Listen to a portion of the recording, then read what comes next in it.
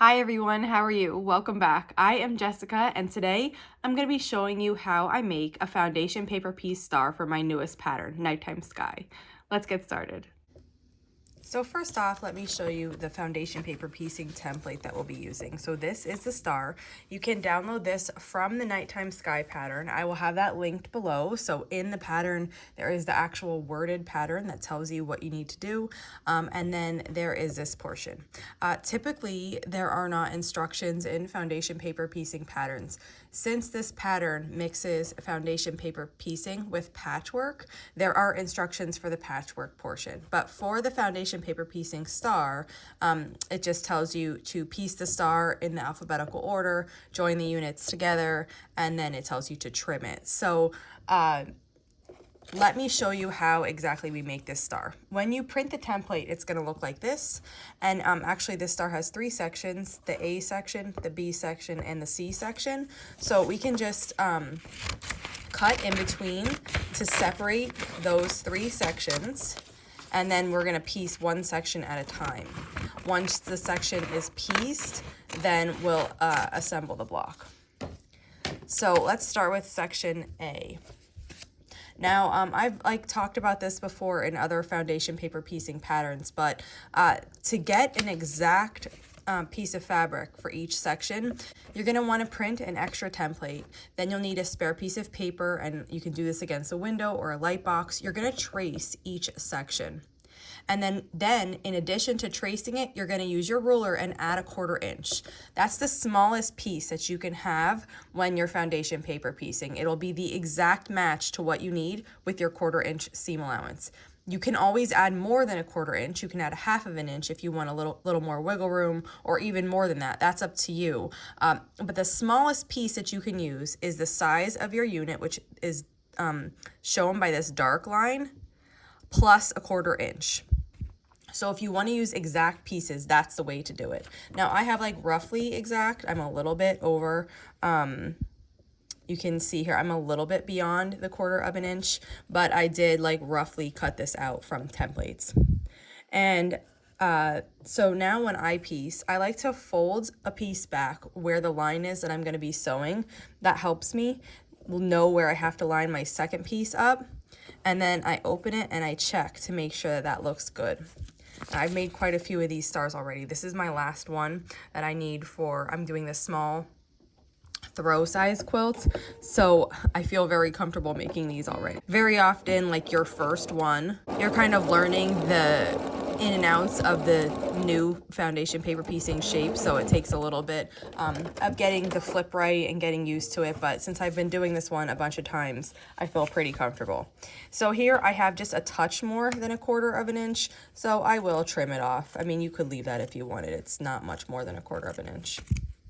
And the seam allowances on the back side, they don't have to be exact. Like when you have a seam allowance that's interacting with another block that you're like sewing two blocks together, those have to be exact because they're two blocks and like you're determining how your quilt is going to look. But for the seams that are like on the underside of the block, they don't have to be exact. So you can kind of eyeball those.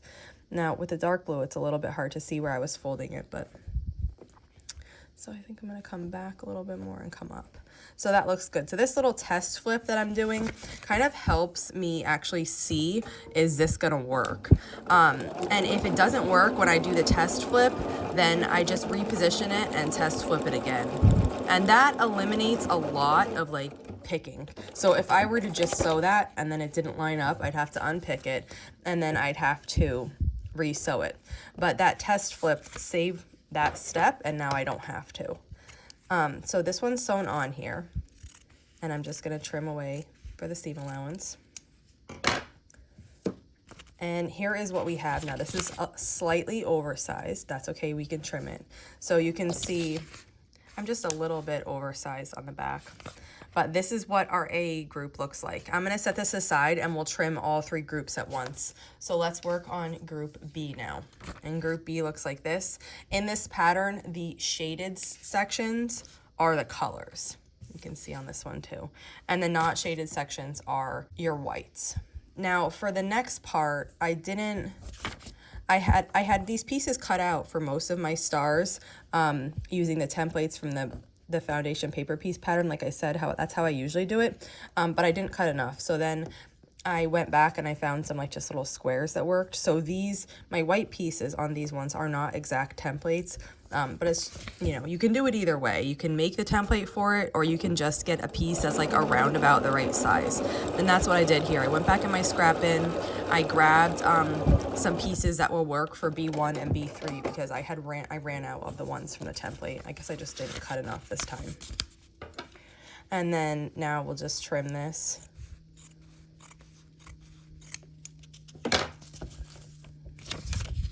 Okay, and you also can press every step here if you'd like. I kind of just finger press this. I don't think I'd recommend steam. I typically don't recommend steam in these. Steam can like do funny things to the paper.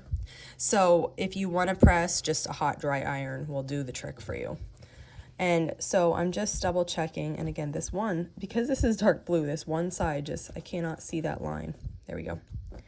So now I just take that line that I kind of folded when I was testing, line it up with the line on the fabric, and then test it. And that looks good to me because I have a tiny bit of overage there, so that's not actually part of the template. So I'm gonna hold this, flip it, and start sewing. And when I'm foundation paper piecing, I'm using regular printer paper. I got asked about that a lot. There is foundation paper you can buy. You can buy it on Amazon. And I've used that before. It's fine. I wasn't like blown away by it, so I just use like regular printer paper. And I actually get really good results and I like it a lot. The other thing is I turn my stitch length down pretty low. Right today, I'm using a 1.4. So this is section B here. Now I'm going to put that aside and we'll go on to C. So like I said, today I'm using a 1.4. It depends on my mood, how small I want the stitches, but somewhere around there, somewhere between, a 1.4 to a 1.7, something like that. And what that does is your stitches are more often, well, that's not a good enough seam allowance, I don't think. Your stitches are more often then. Your stitch length is smaller, so you're stitching more in a given space.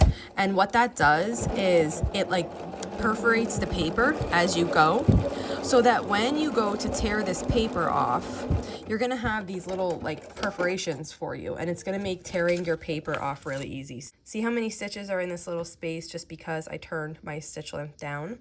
That's gonna make it easier to tear this paper away. So I also do that.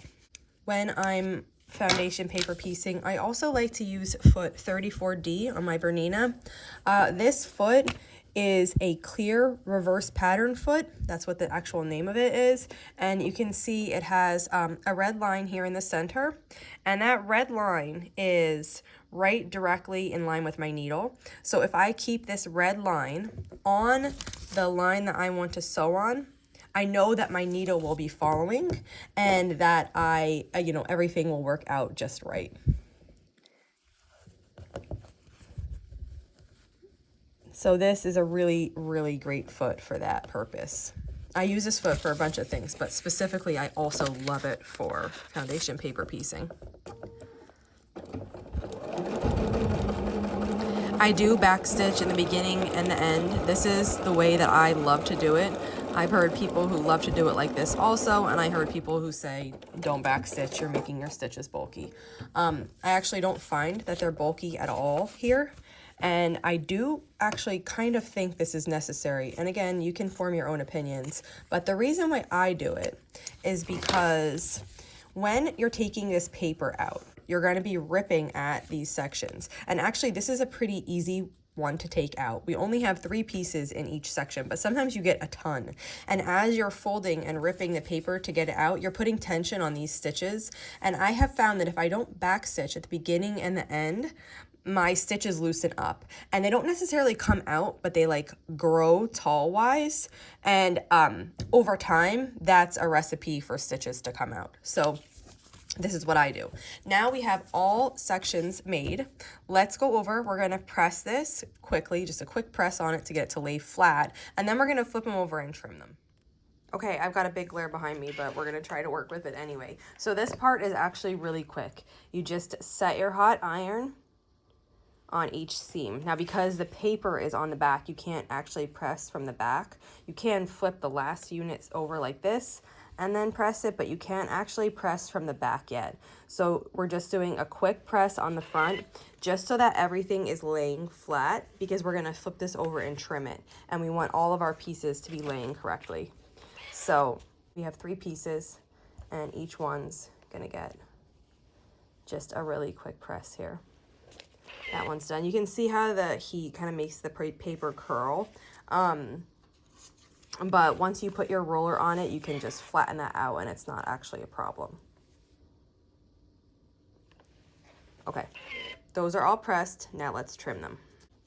Okay, so to trim these pieces, the outer one is the dotted line. That's what you're cutting on. The inner line is your sew line. So make sure when you're trimming these, you're trimming on the dotted line. And I do trim these notches. It kind of helps when you're piecing the block, line everything up perfectly. So I just put my piece down and I line a ruler. And I line the 1/4 inch line up with the dark line on the piece, which makes the edge of the ruler line up on the dotted. And I trim. I'll do 2 sides at once, then we'll rotate it. And then I get this other side.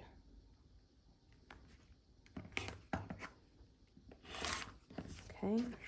Then I just trim this little notch off there. And then I trim this side.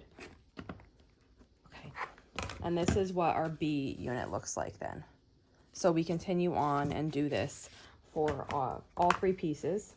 And you're gonna do this for every star in your block. And there's a different amount depending on what size. The Nighttime Sky pattern has 5 different sizes, baby through king. And it's really fun because these stars, you know, they add just a nice touch to it. And I find that it will work for any collection, any scraps, anything. It's just really versatile. And it's such a fun pattern to make. These stars were really fun. I'm like I said, I'm making the small throw, so I didn't have to do quite as many as a bigger quilt. But I have my patchwork squares cut out. And this is the last star that I need. So I'll show you what it's going to look like. And I cut those little notches off again.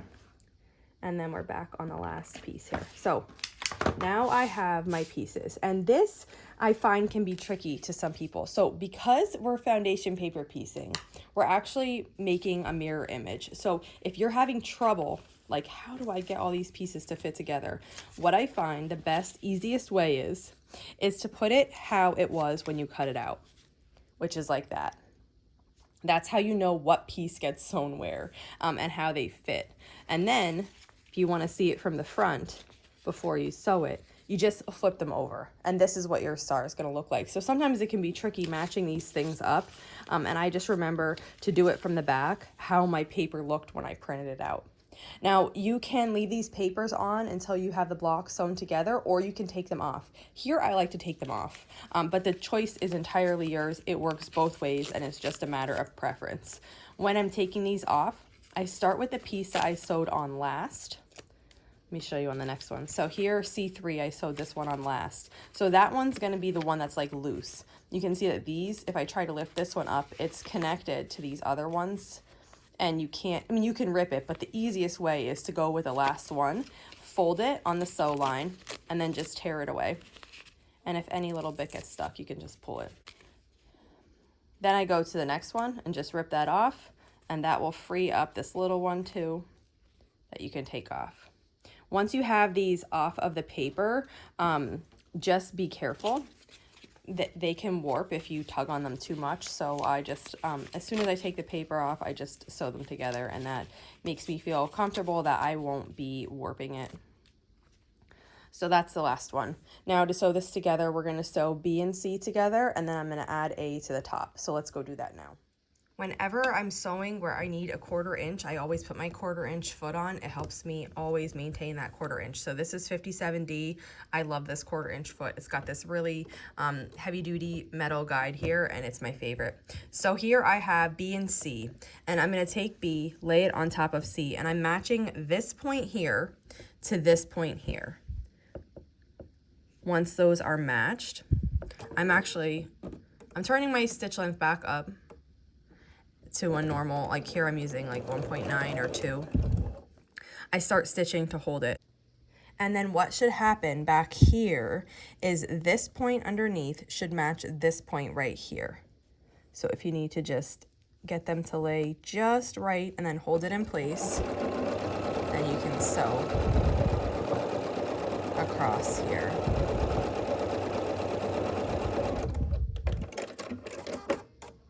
Now that's the first seam.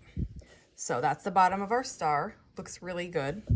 And now we just need to add on the A portion. So the A portion is going to go here like this. I'm going to match up the edge here. Okay.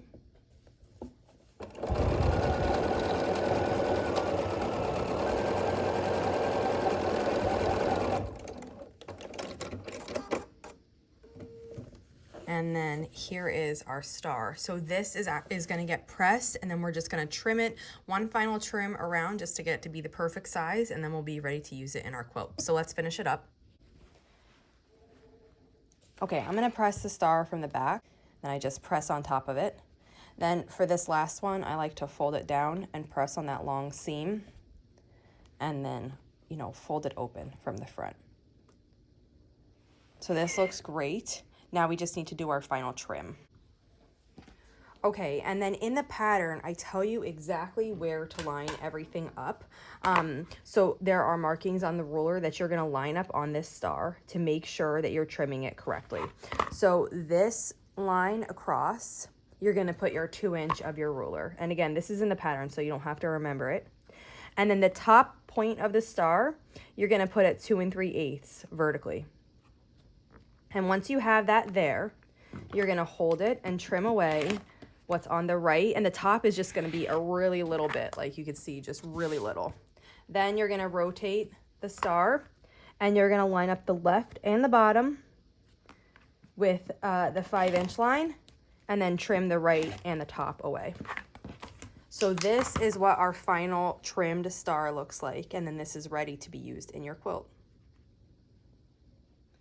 So that wraps it up for now. If you have any questions on making these stars, just let me know. And very soon I'll be showing you the quilt that these are used in. Thanks for following along. I'll see you back here soon.